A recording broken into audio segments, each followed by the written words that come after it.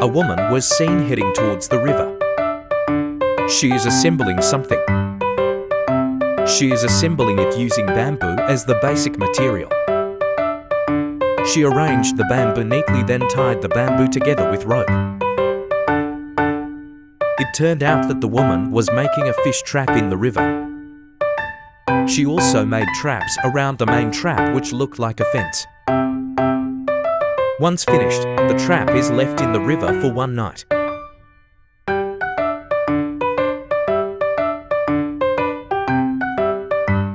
The next day the woman returns to the river to collect the fish she had caught.